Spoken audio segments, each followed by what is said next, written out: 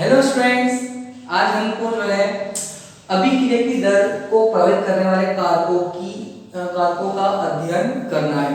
ठीक है, तो कौन कौन से कारक होते हैं जो अभिक्रिया की दर को प्रभावित करते हैं। तो हमने कुछ ऐसे कारकों की लिखा है आपके लिए।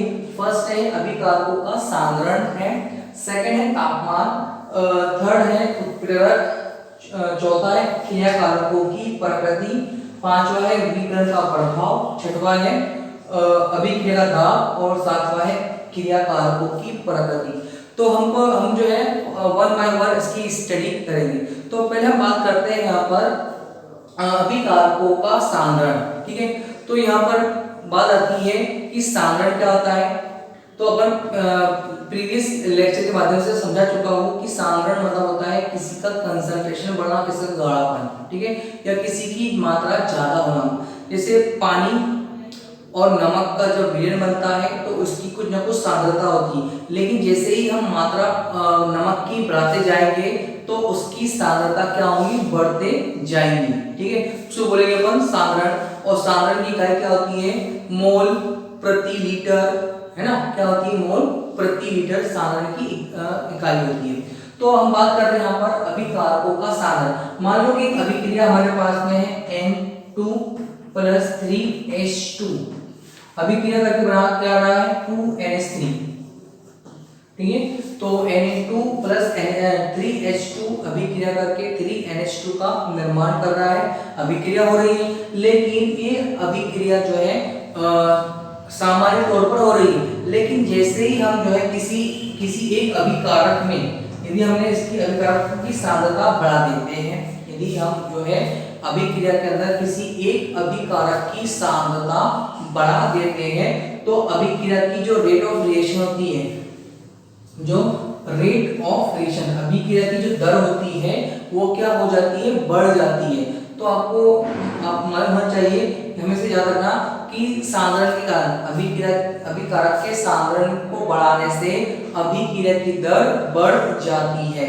अंडरस्टूड। तो ये पॉइंट आपका मालूम हो गया आप लोगों को कि सांद्रण किसी भी एक अभिकारक को बढ़ाने से जो है रेट ऑफ रिएक्शन मतलब जो है दर मतलब क्या, रफ्तार, मतलब जो अभिक्रिया 1 मिनट में हो रही थी, ठीक है, अब वो कितने में होंगी, हाफ सेकेंड में होंगी, हाफ मिनट में होंगी। ठीक है, तो अभिक्रिया क्या होगी, डबल रेट से हो सकती है, बढ़ जाती है, रफ्तार उसकी बढ़ जाती है। अंडरस्टूड। तो नेक्स्ट पॉइंट है आपका तापमान।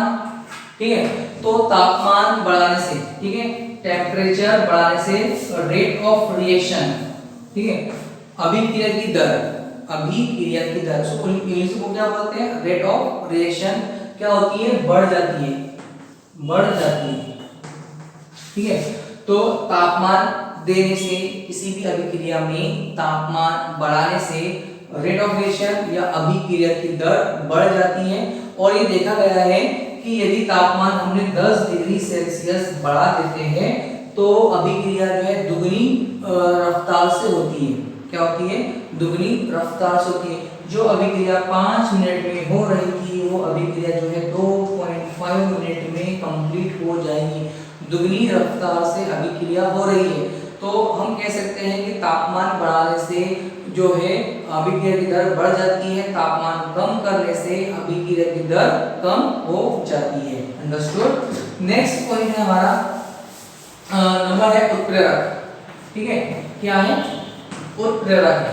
ठीक है, तो उत्प्रेरक के कारण क्या होता है, अब उत्प्रेरक होते क्या है, उत्प्रेरक जो है अभिक्रिया कराने वाले होते हैं और जो आखिरी तक अनचेंज रहे, उसमें कोई भी परिवर्तन ना आए तो उसे क्या बोलते हैं, उत्प्रेरक।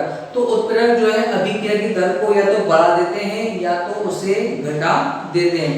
तो हम कह सकते हैं कि उत्प्रेरक दो प्रकार के हो सकते हैं, पॉजिटिव उत्प्रेरक, ठीक है, धनात्मक और ऋणात्मक।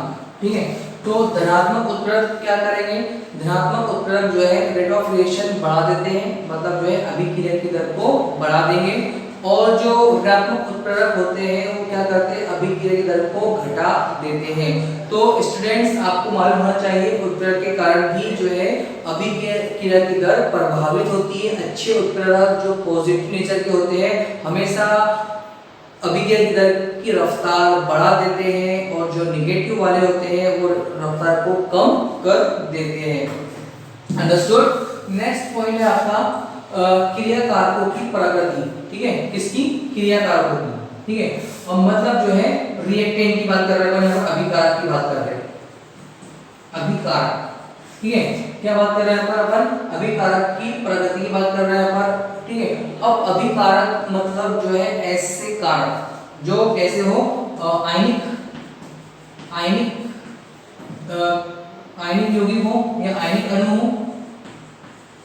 एक होता है कोवेलेंट मतलब सहसंयोजक यौगिक, सहसंयोजक अणु।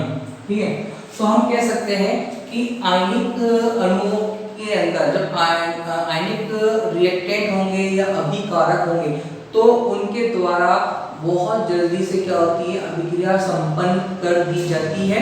लेकिन जो अभिकारक जो है कैसे हो, सहसंयोजक टाइप के होते हैं तो वो अभिक्रिया दर को क्या कर देते हैं, कम कर देते हैं। जैसे एग्जांपल लेते हैं, मान लो कि आयनिक मतलब क्या है, AgNO3 प्लस NaCl का मिश्रण।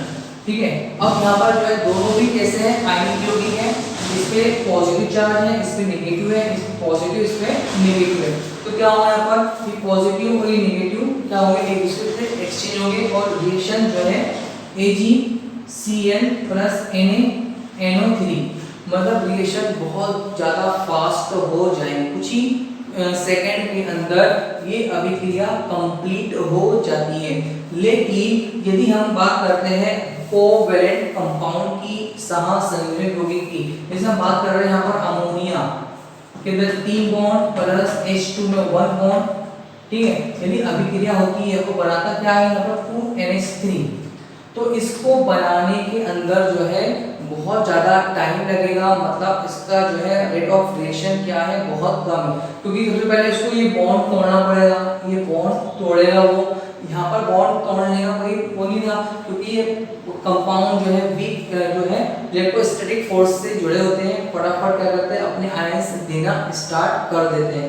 तो इसमें जो है बहुत ज़्यादा टाइम लगेगा, मतलब रफ्तार कम हो जाएगी, मतलब जो है रेट ऑफ रिएक्शन या अभिक्रिया दर बहुत कम हो जाती है। तो आयनिक कंपाउंड की ज़्यादा रफ्तार होती है और सहसंयोजक यौगिक की रफ्तार कम होती है। आपको ये पॉइंट समझ में आया होगा। नेक्स्ट पॉइंट है आपका विकिरण का प्रभाव। कौन सा? विकिरण का प्रभाव। अब जो है मान लो कि हमारे पास में जो है मैथेन है CH4 और यहाँ पर Cl2।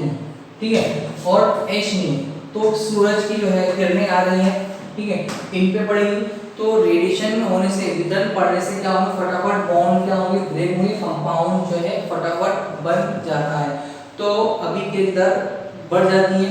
तो विकिरणों के प्रभाव से भी अभिक्रिया की दर बढ़ जाती है। अंडरस्टूड। नेक्स्ट है अभिक्रिया का दाब। अब यहाँ पर जो है दाब जनरली हम बात करेंगे इसके अंदर गैसीय अणुओं की बात करेंगे। मान लो कि चैम्बर के अंदर जो है गैस भर दी है अपन यहाँ पर H2 N2